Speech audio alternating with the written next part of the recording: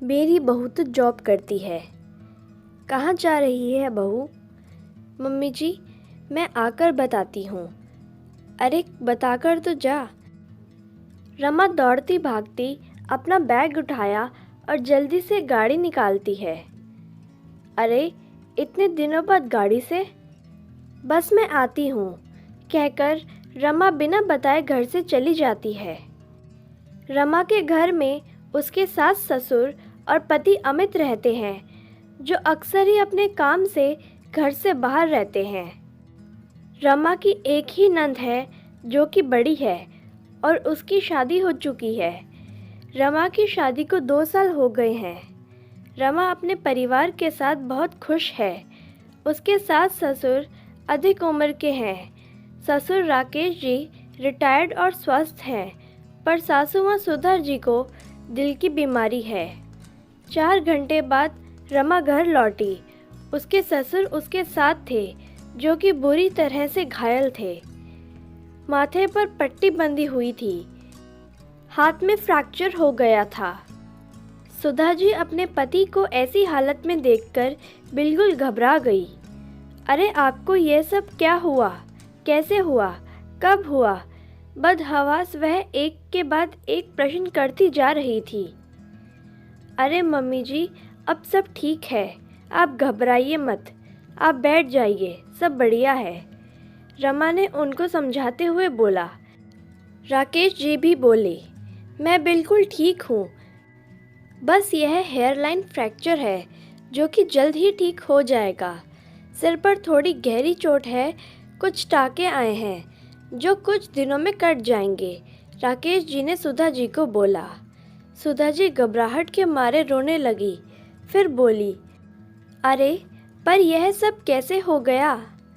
मुझे तो किसी ने कुछ बताया ही नहीं। रमा जल्दी से पानी लेकर आई और वह अपने सास ससुर को पानी देते हुए बोली, इसीलिए मम्मी जी मैं आपको कुछ भी नहीं बताकर गई थी, क्योंकि आप घबरा जाती। फिर रमा ने बताया, मुझे एक अनजान व्यक्ति का फ़ोन आया, जो कि पापा जी के मोबाइल से कर रहा था और कह रहा था कि सड़क पर इनका एक्सीडेंट हो गया है। उन्होंने यह नंबर दिया है आपसे बात करने को, तो मैं आपको फ़ोन कर रहा हूँ। मम्मी जी, इसलिए बिना बताए आपको मैं चली गई। यदि मैं आपको बताती तो आप घबराती रहती। घबरा तो मैं भी गई थी, लेकिन मुझे तो हिम्मत दिखानी थी ना। वैसे भी अमित शहर में नहीं है। सुधा अपनी प्यारी बहू रमा की बातें सुन बहुत ही गर्व महसूस कर रही थी। उन्होंने कुछ सोचते हुए लंबी सांस भरते हुए कहा, अच्छा है तूने साल भर पहले ड्राइविंग सीख ली थी, देख काम आ ही गई। हाँ मम्मी जी, कुछ दिनों से मुझे गाड़ी चलाने से मुझे कॉन्फिडेंस भी आ गया था और पापा जी का एक्सीडेंट वीरान जगह पर हुआ था। वहाँ पर आने जाने के ज़्यादा साधन नहीं दिख रहे थे। और हाँ, अपनी गाड़ी से मैं सही समय पर पहुँच गई। डॉक्टर ने बोला, अगर आप इनको और थोड़ी देर में लाती तो काफ़ी ब्लीडिंग हो जाती। फिर इनको कोमा में जाने का डर था। सर पर गहरा घाव है, पर चिंता की कोई बात नहीं है। डॉक्टर ने सीटी स्कैन करके बता दिया है, सब सही है। रमा ने हंस के समझाते हुए अपनी सास को बताया। सुधा जी भी रमा को देखकर खुशी से मुस्कुराने लगी। आज उनकी बहू ने इतनी समझदारी से एक बेटे जैसा काम किया। राकेश जी को देखने 2 दिन बाद पड़ोस के वर्मा जी आए। उनकी बहू बैंक में जॉब करती थी। उनको अपनी बहू के इस बात पर बड़ा गर्व था कि मेरा बेटा बहू दोनों ही कमाते हैं, और वह बातों बातों में अपनी बहू की कमाने की तारीफ करते ही रहते और कहीं ना कहीं रमा को नीचा दिखाने की कोशिश करते थे। अमित की बिल्कुल भी इच्छा नहीं थी कि रमा नौकरी करे। पढ़ी लिखी तो थी वह, पर अमित कहता था कि तुम घर में ही रहो। नौकरी करने के लिए मैं काफ़ी हूँ। तुम मेरे माँ बाप और अपना ध्यान रखो, खुश रहो और ज़िंदगी का मज़ा लो। मेरे लिए यही काफ़ी है। रमा को भी नौकरी करने की कोई ख़ास इच्छा नहीं थी। उसे अपनी सीधी सरल ज़िंदगी पसंद थी, इसलिए उसने भी नौकरी करने की कोई भी ज़िद नहीं की। वह अपने सास ससुर के साथ मज़े से घर में आराम से रहती थी। उस दिन भी वर्मा जी अपनी बहू की तारीफ़ कर रहे थे। उनकी बातों से अब रमा थोड़ी हर्ट होती थी।